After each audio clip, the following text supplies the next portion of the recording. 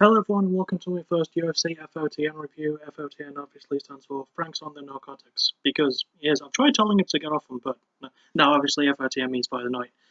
Basically, this is a way for me to review a UFC card without actually reviewing the entire card, basically just reviewing what I've seen as the fight of the night.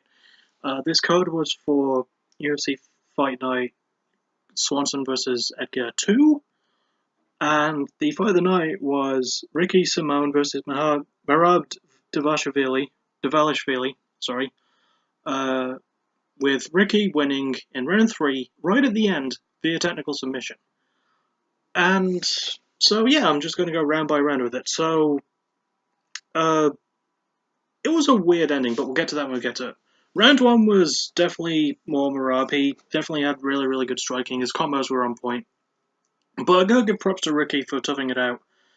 He managed to hang in there. He even tanked a beautiful right uppercut and landed pretty hard, but he managed to get back with it. The grappling exchanges were really good, with Ricky landing a good takedown in there, because he's more of a wrestler, but surprisingly, Dvalishvili, that's a difficult name to say, he did land more takedowns, and it was an interesting wrestling game as well, but the stand-up was also really, really good.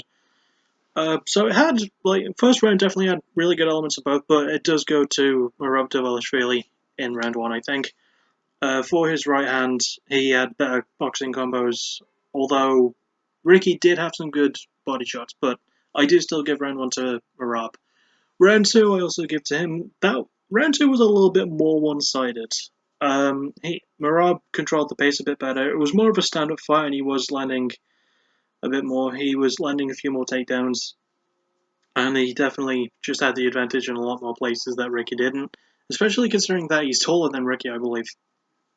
So, he landed more takedowns. Ricky did still get some offense in, but not as much as Merab did. So, that was round 2, basically. I know I'm just really briefly summarizing it, but it's from what I can remember. Round 3, though, this is kind of where it gets weird. So, the entire fight itself up until this point was just kind of a crazy bit of wacky fun. I wouldn't call it a fight of the year candidate personally, but I did enjoy watching it. I'm giving you my review before I've actually finished reviewing the fight. Weird. But yeah, round 3.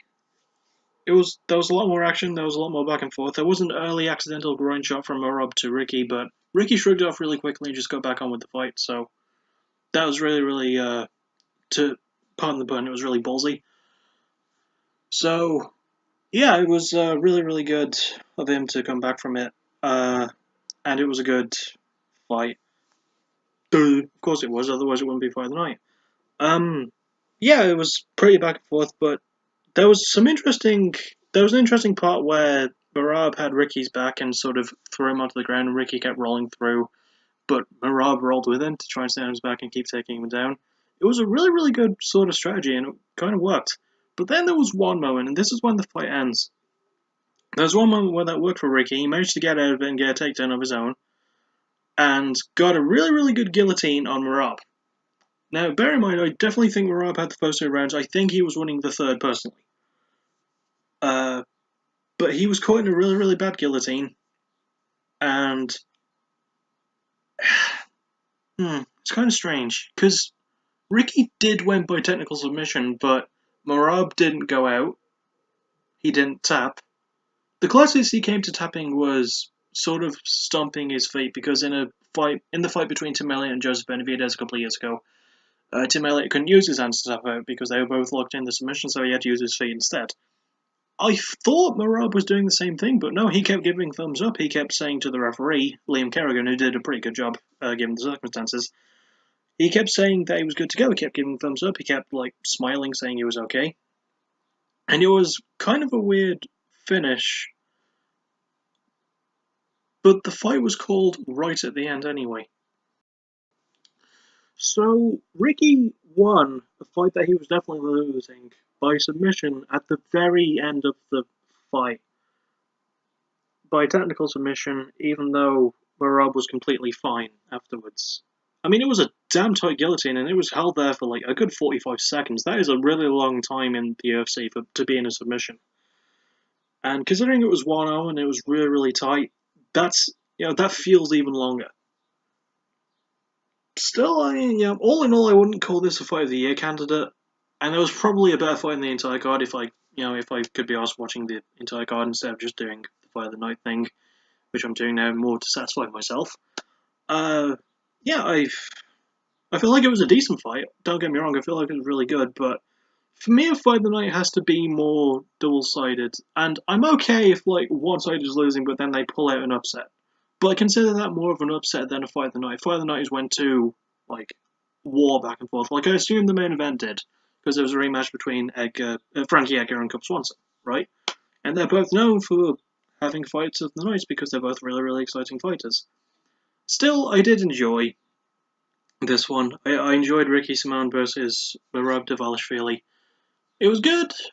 Uh, it was just solid, all in all. I liked the parts I was supposed to like, at least.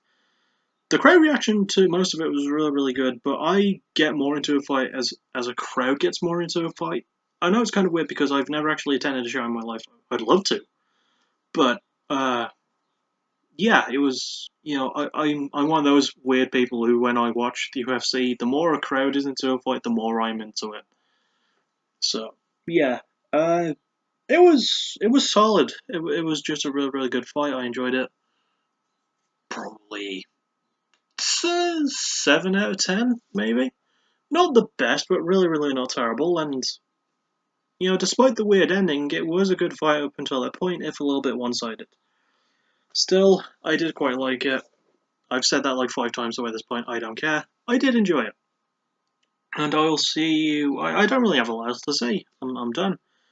Oh, I should I do that? I'll do that. I'll say like the venue and stuff at the Boardwalk Hall Arena in Atlantic City, New Jersey. The 9th visit that they've been there, and the first since July of 2014. Ah, and they last promoted contestant event at Boardwalk Hall in June 2005. So that's been a really long time. But yeah, I'm going to start rambling now because this has gone on long enough. I enjoyed this fight; it was decent. And I'll see you all tomorrow and the day after that for my Linkin Park 2-part backtracking episodes. So, thank you for listening. You're awesome. Bye bye. And don't worry, the acronyms for FOTN will return for possibly every episode of FOTN that I wind up doing. So yeah, see you later.